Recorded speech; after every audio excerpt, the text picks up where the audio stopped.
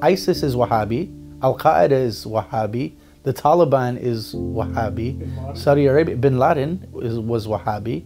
So when we think of real problems, real criminals that have enacted great terror upon our world, we don't have to look any further than the state-funded religion in Saudi Arabia. Saudi Arabia is known for exporting oil. It's the world's largest exporter, processing 18% of the world's oil. Saudi Arabia is also known as the home of 15 of the 19 9/11 terrorists. There's something else exported out of Saudi Arabia that some consider more dangerous: the religious view, Wahhabism. Founded by Muhammad ibn Abdul Wahhab in the 18th century, it was an attempt to purify Islam. Wahhabism is a literalist interpretation of Islam. It is a very intolerant interpretation of Islam. It is against anybody that might slightly disagree with their ideologies.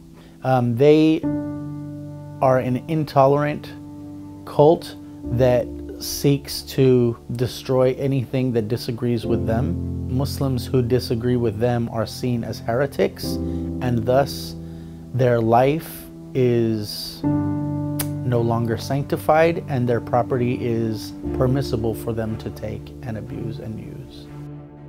In 2003, a Homeland Security Subcommittee of the U.S. Senate met to discuss the growing Wahhabi influence in the United States. The problem we're looking at today is the state-sponsored doctrine and funding of an extremist ideology that provides the recruiting grounds, support infrastructure, and monetary lifeblood of today's international terrorists.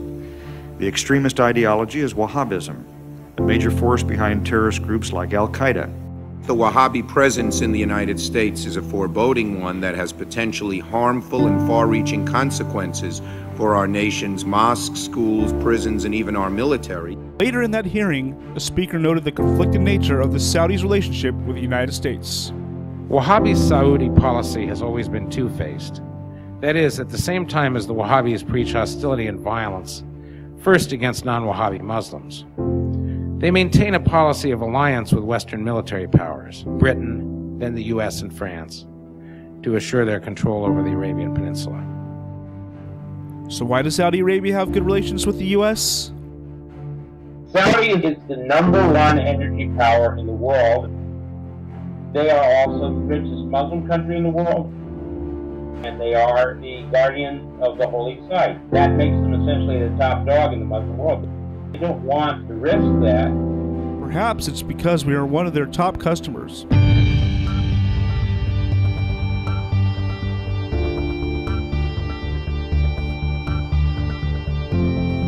Saudi Arabia is one of the top arms buyers from the US, and the US is one of the top arms sellers to the kingdom. How do we get ahead of threats? How do we keep America ahead of the curve when it comes to people who want to do us harm? And that's what the president's done, is he's made sure that every way possible we get down the path of securing this country, putting America's safety and security first and foremost, bar none. President Donald Trump signed an executive order restricting travel by citizens from Libya, Sudan, Somalia, Syria, Iraq, Iran, and Yemen. How many Americans were killed in the United States by nationals from these countries? 0. How many Americans were killed in the United States by nationals from Saudi Arabia, Egypt, and UAE?